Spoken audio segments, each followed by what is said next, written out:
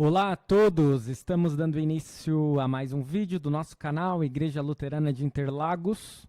Hoje, dia 10 de setembro, queremos dar prosseguimento ao nosso projeto A Bíblia ao longo do ano com o estudo do livro de Neemias, capítulos 5 a 8. Vamos juntos? Iniciando pela leitura do capítulo 5, onde nós encontramos dois destaques: medidas contra a exploração e o bom exemplo de Neemias. Vamos à leitura na Nova Almeida atualizada. Diz assim: Então se levantou o grande clamor do povo e de suas mulheres contra os judeus, seus irmãos. Porque havia os que diziam: somos muitos, nós, os nossos filhos e as nossas filhas. Precisamos conseguir trigo para que possamos comer e continuar vivos. Também houve os que diziam: nós tivemos de hipotecar as nossas terras, as nossas vinhas e as nossas casas para conseguirmos trigo em meio a esta fome. Houve ainda os que diziam: pegamos dinheiro emprestado até para pagar ao rei o tributo sobre as nossas terras e as nossas vinhas. Nós somos da mesma carne que os nossos compatriotas, e os nossos filhos são tão bons como os deles. No entanto, eis que sujeitamos os nossos filhos e as nossas filhas para serem escravos. Algumas de nossas filhas já estão reduzidas à escravidão. Não podemos fazer nada para evitar isso, pois os nossos campos e as nossas vinhas já são de outros. Fiquei muito irritado ao ouvir estas palavras e o clamor deles. Depois de ter pensado bem a respeito disso, repreendi os nobres e magistrados e lhes disse: vocês são exploradores, cada um para com o seu irmão. E convoquei uma grande assembleia contra eles. Disse-lhes: nós, de acordo com as nossas posses, resgatamos os judeus, nossos compatriotas, que foram vendidos aos gentios. E agora vocês estão querendo vender os seus compatriotas para que tenhamos de comprá-los outra vez? Então eles se calaram e não acharam o que responder. Disse mais: não é bom o que vocês estão fazendo. Não é fato que vocês deviam andar no temor do nosso Deus para evitar a vergonha diante de nossos inimigos, os gentios? Também eu, os meus companheiros e os meus servos lhes demos dinheiro emprestado e trigo. Mas, por favor, vamos parar com esta exploração. Peço que hoje mesmo vocês lhes restituam as suas terras, as suas vinhas, os seus olivais e as suas casas, bem como a porcentagem do dinheiro, do trigo, do vinho e do azeite que vocês exigiram deles. Eles responderam: vamos restituir e nada pediremos deles. Faremos o que você está dizendo. Então chamei os sacerdotes e, na presença destes, fiz com que jurassem que fariam o que prometeram. Também sacudi o meu manto e disse: que Deus faça o mesmo, sacudindo para fora de sua casa e de seu trabalho todo aquele que não cumprir esta promessa. Que assim seja sacudido e despojado. E toda a congregação respondeu: amém. E louvaram o Senhor, e o povo fez segundo a sua promessa. Vejam só como era importante tomar medidas contra a exploração no retorno à Terra Santa. Vamos ao bom exemplo de Neemias. Também desde o dia em que fui nomeado governador na terra de Judá, desde o 20º ano até o 32º ano do reinado de Artaxerxes, 12 anos, nem eu, nem os meus companheiros comemos o pão que me cabia como governador. Mas os primeiros governadores que estiveram antes de mim oprimiram o povo e tomaram dele pão e vinho, além de 40 moedas de prata. Até os seus servos dominavam sobre o povo. Eu, porém, não fiz assim, por causa do temor de Deus. Pelo contrário, também trabalhei na reconstrução da muralha, sem comprar nenhuma terra. E todos os meus servos se ajuntaram ali para a obra. Também hospedei 150 homens dos judeus e dos magistrados, além daqueles das nações vizinhas que vinham até nós. O que se preparava para cada dia era um boi e 6 ovelhas escolhidas. Também à minha custa eram preparadas aves, e de 10 em 10 dias, muito vinho de todos os tipos. nem por isso exigi o pão devido ao governador, porque a servidão deste povo era grande. Lembra-te de mim, para meu bem, ó meu Deus, e de tudo o que fiz por este povo, diz Neemias, na leitura do capítulo 5. Temos então neste capítulo o escândalo de judeus reduzidos à condição de escravos. Enquanto Neemias resgatava escravos hebreus e emprestava dinheiro e oferecia comida aos pobres, inclusive entregando dinheiro a que tinha de direito como governador, os judeus ricos desobedeciam à lei, cobrando juros de seus compatriotas e vendendo-os como escravos para estrangeiros. Neemias tomou medidas enérgicas para corrigir isto. E dos versículos 14 a 19, nos transportam a 12 anos para o futuro. E neles, Neemias descreve a seu favor o seu estilo pessoal de governador. Ele agia desta forma por respeito a Deus e suas leis. Neemias nem sequer exige os direitos que tem como governador.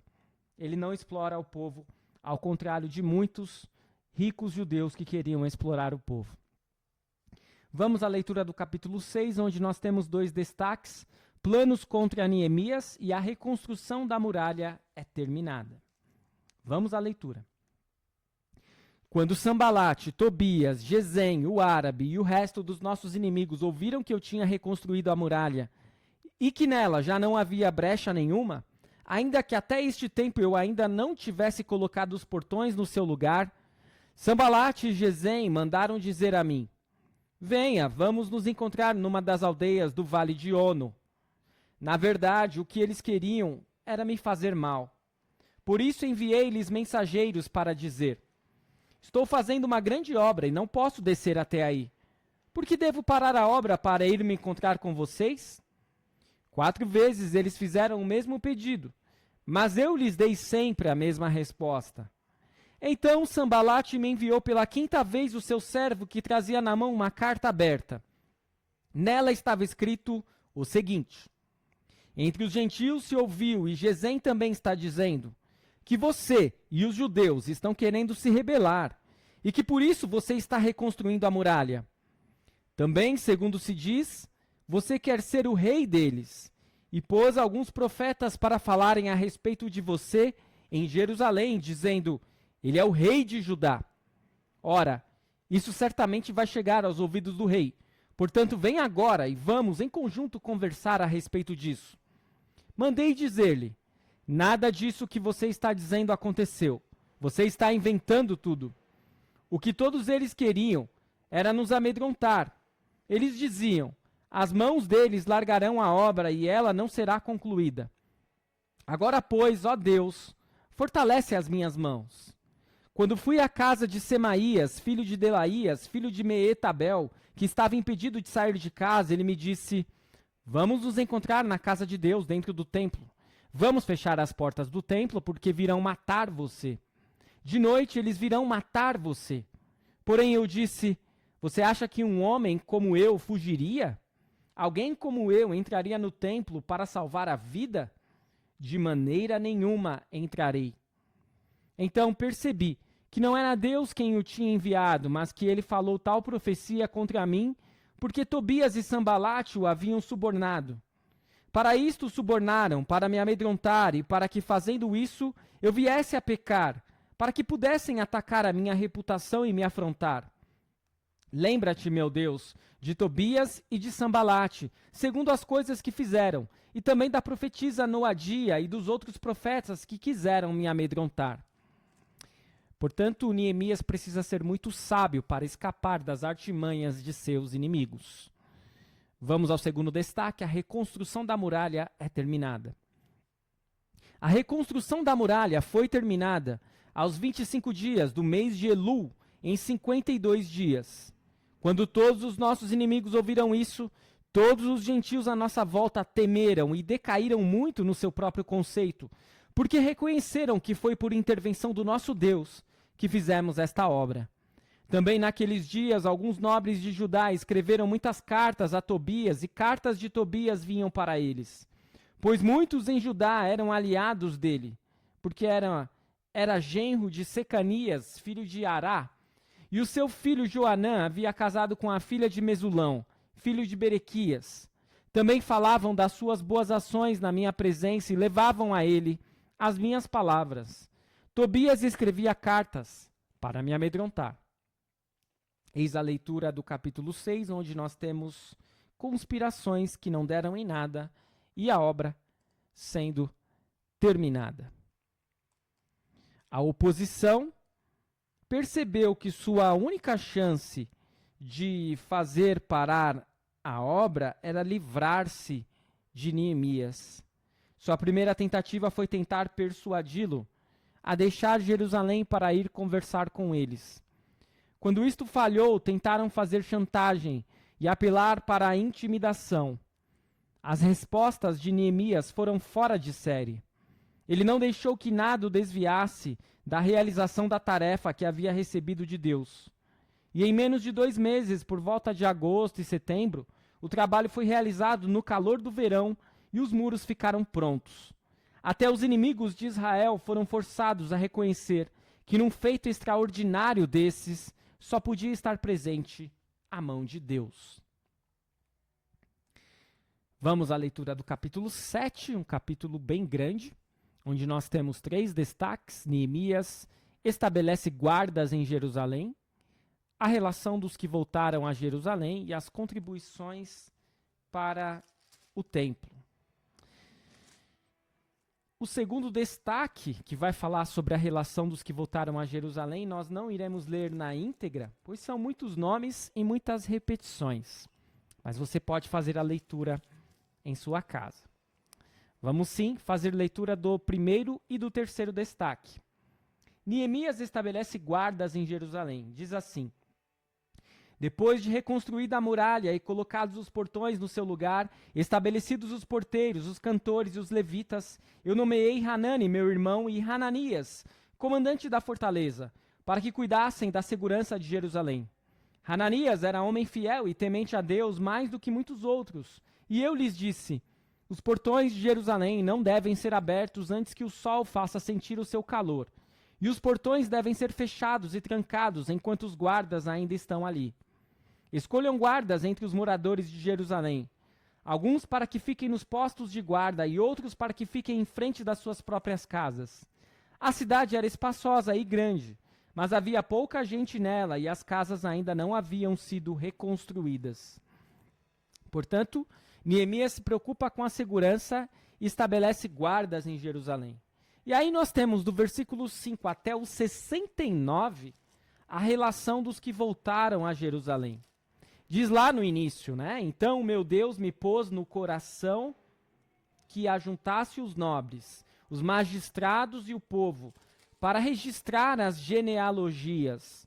Achei o livro da genealogia dos que foram os primeiros a voltar do cativeiro, e nele estava escrito: estes são os filhos da província que voltaram do cativeiro, do meio dos exilados, que Nabucodonosor, rei da Babilônia, tinha levado para lá.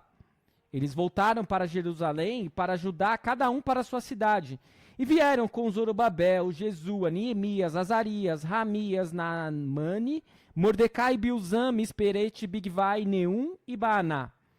Eis o número dos homens do povo de Israel. E aí vem uma relação, a partir do versículo 8, até o versículo 69. Mas antes, é interessante nós fazermos uma leitura a partir ali do versículo 64, que vai ser exatamente este ponto dos nomes, né, já terem passado. No 64 diz: estes procuraram seu registro nos livros genealógicos, porém não acharam. Falando ali dos filhos de Barzilai. Por isso foram considerados impuros para o sacerdócio. O governador lhes disse que não comessem das coisas sagradas, até que se levantasse um sacerdote capaz de decidir a questão por meio de Urim e Tumim. E toda esta congregação junta era de 42.360, além dos seus servos e das suas servas, que eram 7.337. Havia também 245 cantores e cantoras. Os seus cavalos eram 736, as suas mulas 245. Os camelos eram 435 e os jumentos 6.720. Por último, o último destaque do capítulo 7, as contribuições para o templo. Alguns dos chefes das famílias contribuíram para a obra. O governador deu para o tesouro 8 quilos e 400 gramas de ouro, 50 bacias e 530 vestes sacerdotais. E alguns mais dos chefes das famílias deram para o tesouro da obra 168 quilos de ouro e 1.300 quilos de prata. O que o restante do povo deu foram 168 quilos de ouro, 1.200 quilos de prata e 67 vestes sacerdotais. Os sacerdotes, os levitas, os porteiros, os cantores, alguns do povo, os servidores do templo e todo Israel moravam nas suas cidades. Eis aí a leitura parcial do capítulo 7, já que eu dei uma pulada naqueles nomes, do versículo 8 até o 63. Então, aqui no capítulo 7, o destaque é exatamente o retorno dos exilados. É concluída a obra, dadas as ordens e distribuídas as tarefas. Neemias decidiu criar um registro de todas as famílias presentes, descobrindo que já existia uma listagem anterior. Dos versículos 6 até em diante, referem-se ao primeiro e principal grupo de judeus que voltou em 538 a.C., após o decreto de Ciro. Vamos então à leitura do nosso último capítulo deste estudo, capítulo 8, onde nós temos dois destaques. Esdras lê o livro da lei diante do povo e a festa dos tabernáculos. Quando chegou o 7º mês e os filhos de Israel já estavam morando nas suas cidades, todo o povo se reuniu como um só homem na praça, diante do portão das águas, e pediram a Esdras, o escriba, que trouxesse o livro da lei de Moisés, que o Senhor havia ordenado a Israel. Esdras, o sacerdote, trouxe a lei diante da congregação, composta por homens, mulheres e todos os que eram capazes de entender o que ouviam. Era o primeiro dia do 7º mês. Esdras leu o livro em voz alta diante da praça que fica em frente ao portão das águas, desde o amanhecer até o meio-dia, na presença dos homens, das mulheres e dos que podiam entender. E todo o povo tinha os ouvidos atentos ao livro da lei.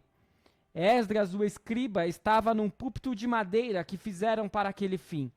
Estavam em pé ao lado dele, à sua direita, Matitias, Sema, Anaías, Urias, Hilquias e Maazéias. E à sua esquerda estavam Pedaías, Misael, Malquias, Razum e Rasbadana, Zacarias e Mesulão. Esdras abriu o livro à vista de todo o povo, porque se encontrava num lugar mais elevado do que todo o povo. Quando abriu o livro, todo o povo se pôs em pé. Esdras louvou o Senhor, o grande Deus, e todo o povo, levantando as mãos, respondeu: Amém, Amém. Inclinaram-se e adoraram o Senhor com o rosto em terra. E Jesua, Bani, Serebias, Jamim, Acube, Sabetai, Rodias, Maazéias, Quelita, Azarias, Josabade, Hanã, Pelaías e os levitas ensinavam a lei ao povo, e o povo permanecia no seu lugar. Eles iam lendo o livro da lei de Deus claramente, dando explicações, de maneira que o povo entendesse o que se lia. Neemias, que era o governador, e Esdras, sacerdote e escriba, e os levitas que ensinavam o povo, disseram a todos: Este dia é consagrado ao Senhor nosso Deus, e por isso vocês não devem prantear nem chorar. Porque todo o povo chorava ouvindo as palavras da lei. Então lhes disse: Vão para casa, comam e bebam o que tiverem de melhor, e mandem porções aos que não têm nada preparado para si. Porque este dia é consagrado ao nosso Senhor. Portanto, não fiquem tristes, porque a alegria do Senhor é a força de vocês. Os levitas tranquilizaram todo o povo, dizendo: Acalmem-se, porque este dia é santo. Não fiquem tristes. Então todo o povo se foi para comer, beber, mandar porções aos que nada tinham e fazer uma grande festa, porque tinham entendido as palavras que lhes foram explicadas. No dia seguinte, os chefes das famílias de todo o povo, os sacerdotes e os levitas se reuniram com Esdras, o sacerdote, para estudarem as palavras da lei. Acharam escrito na lei que o Senhor havia ordenado por meio de Moisés que os filhos de Israel deveriam morar em cabanas durante a festa do 7º mês. Assim publicaram e anunciaram em todas as suas cidades e em Jerusalém, dizendo: Saiam para os montes e tragam ramos de oliveiras, ramos de zambujeiros, ramos de murtas, ramos de palmeiras e ramos de árvores frondosas, para fazer cabanas, como está escrito. O povo saiu e trouxeram os ramos, e fizeram para si cabanas, cada um no seu terraço, e nos seus pátios, nos átrios da casa de Deus, na praça do portão das águas, e na praça do portão de Efraim. Toda a congregação dos que tinham voltado do cativeiro fez cabanas e morou nelas. Porque os filhos de Israel nunca haviam feito isto desde os dias de Josué, filho de Num, até aquele dia. E todos estavam muito alegres. O livro da lei de Deus foi lido diariamente, desde o primeiro até o último dia da festa. E celebraram a festa durante 7 dias. No 8º dia, houve uma reunião solene, conforme estava ordenado na lei. Eis a leitura do capítulo 8. E a partir do capítulo 8 até o capítulo 10, nós temos em destaque a lei de Deus e a renovação da aliança. O que é descrito nestes próximos capítulos ocorreu poucos dias após o término da restauração dos muros. E aquele era o 7º mês, o início do ano novo, com suas importantes festas religiosas. Esdras, o sacerdote, mestre da lei dos capítulos 7 a 10 do livro de Esdras, reaparece para assumir a liderança nas questões religiosas. Estes capítulos, escritos na terceira pessoa, interrompem as memórias de Neemias, que serão retomadas apenas no capítulo 12, versículo 27. Aqui no capítulo 8, Esdras lê o livro da lei. E o povo pediu para Esdras trazer o livro da lei. Esdras leu e os levitas explicaram para uma audiência paciente e atenta. Talvez tenha traduzido para alguns que falavam aramaico e não entendiam hebraico, como indica o versículo 8. Ao ser notificado de tudo aquilo que Deus espera, o povo se entristeceu, consciente da extensão das suas falhas. Durante a leitura, redescobriram as instruções originais para a festa dos tabernáculos ou das barracas. E pela primeira vez desde Josué, o líder que sucedeu Moisés, durante 7 dias eles moraram em cabanas feitas de ramos, em lembrança da peregrinação de seus ancestrais pelo deserto, após o êxodo no Egito. Eis a explicação para o capítulo 8, vamos à retomada dos principais ensinamentos destes capítulos 5 a 8 do livro de Neemias, com auxílio da Bíblia da Reforma. No capítulo 5, o governador Neemias fala a respeito dos problemas causados pela cobrança excessiva de juros e taxas, e dá aos líderes um exemplo de generosidade. Na política, muitas vezes palavras são vãs e boa vontade é raridade. Na sequência, Neemias dá um exemplo excelente aos seus contemporâneos de generosidade que honra ao Senhor, nosso Criador.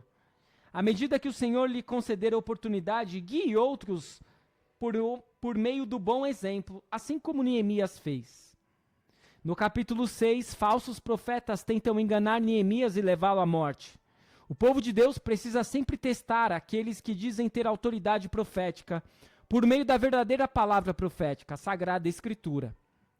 Na sequência, Neemias nomeia amigos fiéis para assegurar o bom progresso na próxima fase da obra. Hoje precisamos ter satisfação em mostrar apreciação pelos irmãos e irmãs fiéis que trabalham conosco na obra do Senhor. Depois nós temos ainda a relação de todos aqueles nomes que retornam para a Cidade Santa, no capítulo 7. E, por último, nós temos no capítulo 8, os esforços de Neemias que resultam em uma oportunidade para Esdras e outros ensinarem a palavra de Deus aos judeus.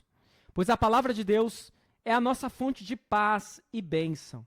A palavra de Deus move o coração dos judeus, que santificaram um dia de celebração pela palavra e pela fé. Quando a tristeza tentar nos oprimir, precisamos celebrar a santidade do Senhor, que nos santifica pela sua palavra. Por último, pelo estudo da Escritura, os judeus aprenderam que tinham esquecido de celebrar uma importante festa, a festa dos tabernáculos. Nós também, com frequência, esquecemos os ensinamentos de Deus, por não conhecermos a palavra. Todos os dias, o povo de Deus precisa desfrutar da palavra de Deus, que é uma grande festa para a alma. Precisamos tirar proveito da palavra e estudar as Escrituras diariamente, que é o que nós estamos fazendo, pois por meio dela, o Senhor nutre a nossa fé e concede vida, e vida em abundância. Eu espero que este estudo tenha sido de proveito para você. Continue seguindo o nosso canal, continue seguindo o projeto A Bíblia ao longo do ano. E amanhã nós retornamos com o último estudo do livro de Neemias. Fique na paz do Senhor. Até o nosso próximo vídeo.